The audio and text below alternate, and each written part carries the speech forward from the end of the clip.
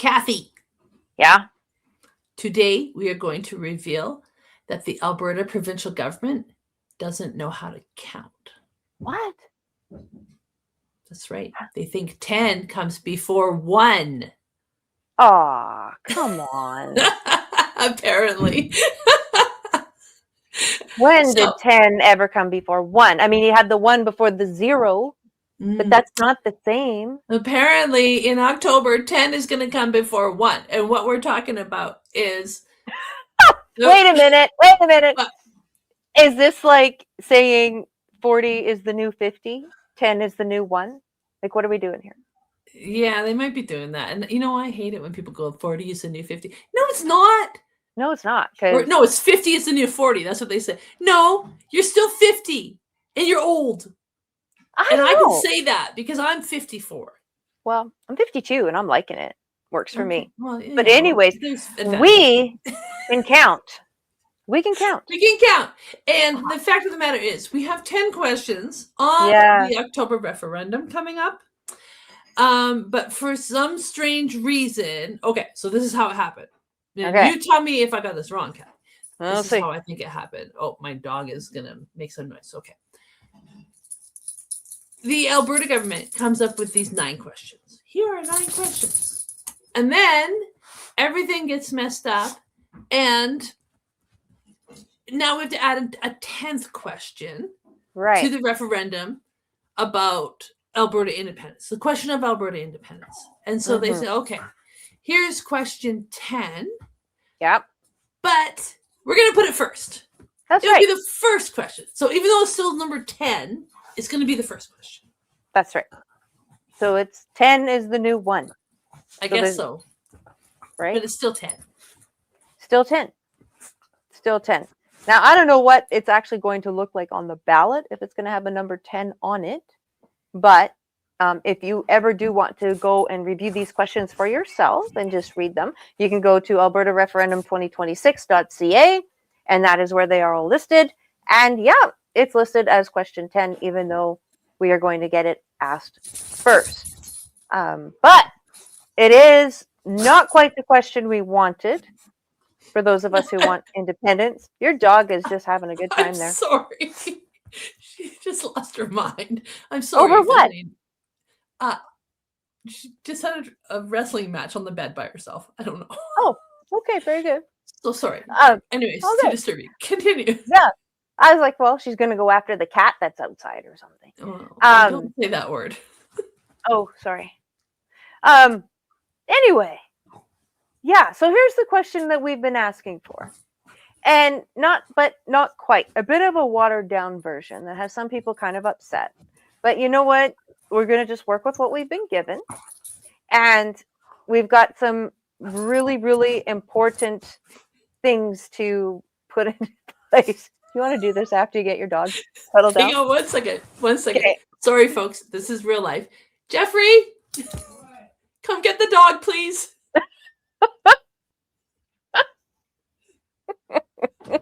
I'm in the middle of a video. Thank you. Okay. I'm like John Bolton with his cat, but it's my dog. Sorry. Okay. All good. All right. All good. But yeah, we have to be super careful on this one because it's not that it's confusing as far as a question is concerned. What my biggest concern is that people are going to accidentally spoil their ballot. Yes, we have heard some folks saying, I'm going to do this, I'm going to do that. And we're like, you're going to spoil your ballot. Yeah, don't do that. So here's the question. You read that, please. Should Alberta remain a province in Canada, or should the government of Alberta commence the legal process required under the Canadian Constitution to hold a binding provincial referendum on whether or not Alberta should separate from Canada?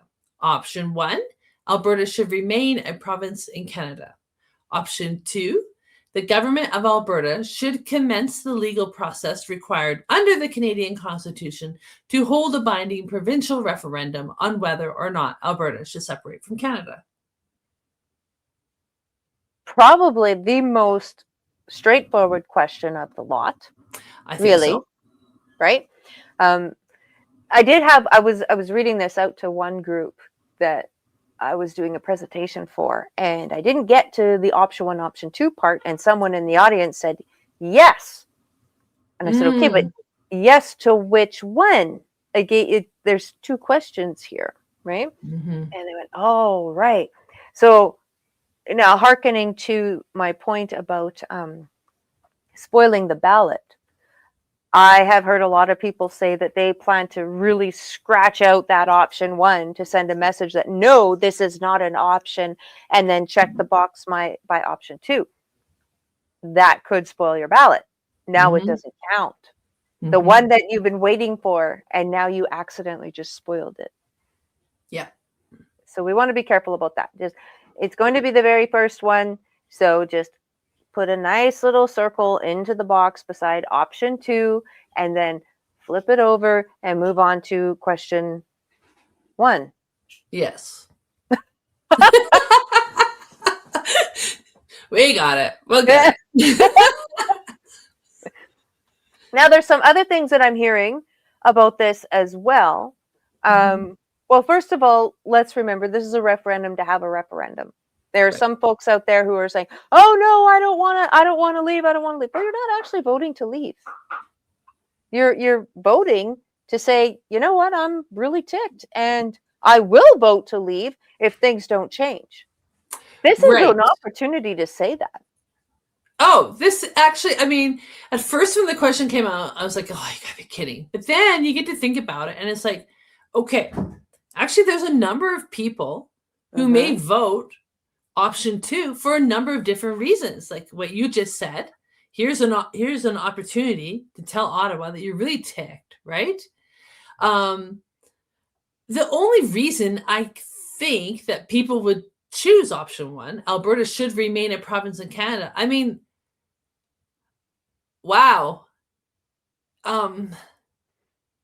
You would have to be convinced that everything is just perfectly fine, equitable, good, and you would love to see it continue like this forever. Yeah. Because that's basically what you're saying, is you're just saying like, no, we just remain a province in Canada no matter what. Right. Right? Like it's pretty final, like period. Whereas option 2 is for those people who are like, okay, I would prefer to remain in Canada, but what I'm seeing right now is not working and is not sustainable, and we've got to put a stop to this inevitable train wreck. And so this is my way of saying that. Exactly. Like, should the government of Alberta should commence the legal process required under the Canadian Constitution to hold a binding provincial referendum on whether or not Alberta should separate from Canada. This is not that referendum. This is the referendum to say, should they start that process? Yeah. That gives the Ottawa government, the federal government, just as you said, that opportunity between checking that box and that referendum, the real referendum to leave. It gives them an opportunity to shape up, or we're going to ship out. Right. And that's what people need to understand. For those that were angry that it wasn't the question, the other bonus to this that perhaps people are not understanding is this is going to really help us know what our numbers are. Because we don't. Polls are polls. It's like a snapshot of whatever that 30 seconds was and whoever happened to answer the phone or their email. Exactly. That's all it is. This is really the only way that we're going to have a very clear idea of what the support is for independence. And man, that will send a message. That's for sure. That's for sure. Absolutely. So I'm actually, I'm not sad about the way that this landed, the way that this worked out in the turn of events. And as we're recording this, we also found out that the Court of Appeals kind of gave a quasi-win to the Stay Free Alberta folks and said, they can go ahead and verify all those signatures for the question that we do want to have. Yeah. So things are moving along. Things are Yeah. moving along for sure. But this is a great question. There's nothing wrong with this question. Just remember, don't spoil your ballot. Choose option 2. The only folks that would maybe choose option 1, I mean, my gosh, I don't even know what to say. Like, if they choose it and they really mean it, I don't know what to say. I don't think you could help them understand that we're in a mess. Well, and you know what? I mean, it's the equivalent of, and I say this with zero judgment because I've been in this situation and had to make this choice, but Mm, it's the equivalent of an abused spouse saying, "It doesn't matter what you do, I mm, will never leave you." mm. That's what option 1 is. It's the person with the grievances saying, "Well, my grievances don't really matter. Yeah, You're not hearing my grievances, but they don't really matter. I will always be here. I yeah, will never take the initiative to leave." exactly. Or even a job. You Or have a job job, yeah. that you're working at, and your boss and your coworkers are all treating you like crap, but you refuse to go and see if there's not something else out there where people will appreciate you. You know what, Kathy? I mean, it's option 1 is blind loyalty. Yeah, It is not something that is part of a healthy relationship, right? no, And that's that right. can be a personal relationship between 2 people. It could be a relationship, like you say, in your job, like a business relationship. It could be a relationship within confederation. When people go into partnerships, in business Mhm. partnerships, and they write up those documents, there is always an exit strategy. Yep, You always have an exit strategy if you have done it up correctly. yep, And there's a reason why you have an exit strategy. And as Canadians, we are somewhat unique in that there is an exit strategy written into our law with the yeah, Clarity Act and with the secession case that the Supreme Court heard back in, well, after the last Quebec referendum, so the late 1990s. hmm, So we have an exit strategy if things go awry, and things are going awry, and they have been going awry for a very, very, very long time. So yeah, to just completely dismiss that exit strategy, to completely say, I will never exercise my right to stand up for myself and to hmm, ensure that this relationship remains sustainable for future generations. 1, it's a little crazy, and 2, it is not at all responsible. agreed. Nor does it hold the other side accountable at all. Hmm, exactly. Yeah, exactly. I had a really interesting conversation um, a couple weeks ago with someone who was really struggling with the fact that her kids and her grandkids are all for independence, but she just couldn't do it. She's like, Mm, I just don't understand. I don't get it. I know my grandkids certainly can't afford a house and the cost of everything, but I'm Canadian, she said. I don't want to lose my sovereignty and what I built and what this country has given me. And it was me, me, me, me, me, right? And so I said, well, okay, that's fair. Does the life that you built, does that country still exist that allowed you to be able to mm, do that? That gave you that opportunity? And she said, well, no. I said, so you would rather vote that your kids and your grandkids are going to have to stay in the country that is, even though you know it's not the country that it was? mhm. And she went, oh my gosh. Like she just, there was nothing vindictive or anything in her thinking. She just hadn't realized that the country she knew the one that gave her a lot of opportunity to build a really great life for herself and her husband, doesn't exist anymore. Yep. It's gone. It's gone. That's where we're at. That's where we're at. Yeah. Yeah. Yeah. So that's a sobering thought. It's a really sobering thought. And anybody who is struggling with that, whether it's an identity crisis, whether it's, well, what does the future hold, whatever, these referendum questions in October give us more than an opportunity to explore all of this very, very seriously. And we've got some really, really smart people working hard behind the scenes, getting this information together so that we can have it and look at it. There's events going on all summer long. Take advantage of it. Get out there and find out one that's close to you. If you don't want to go to a big event, have Angela and I come to your place for a small event for those people who are sitting on the fence where they're just not sure what they want to do or what they're comfortable with. Let us help walk them through these questions in the privacy of your home. We're happy to do that.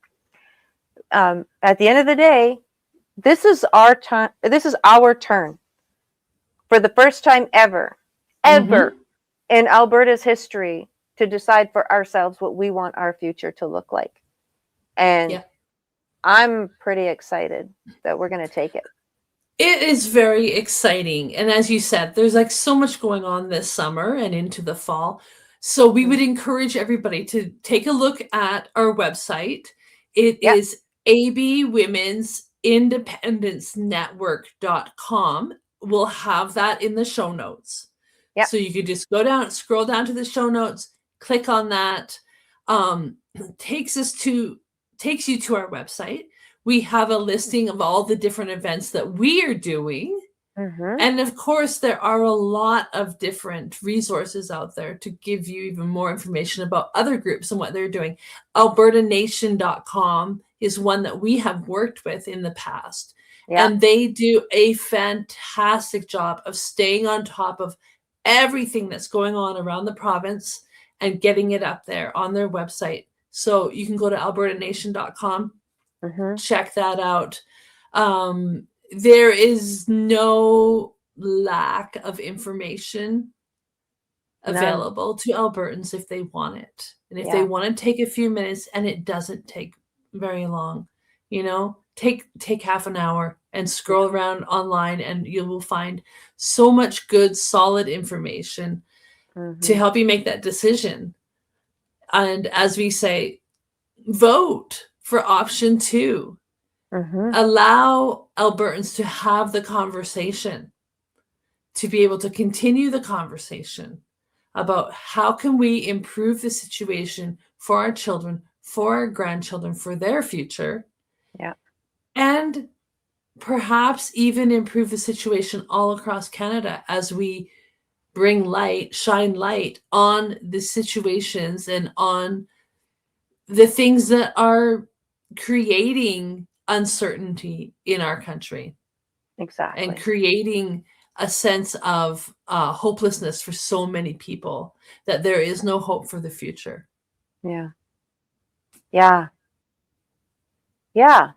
So really, question 10 gives us reason to hope.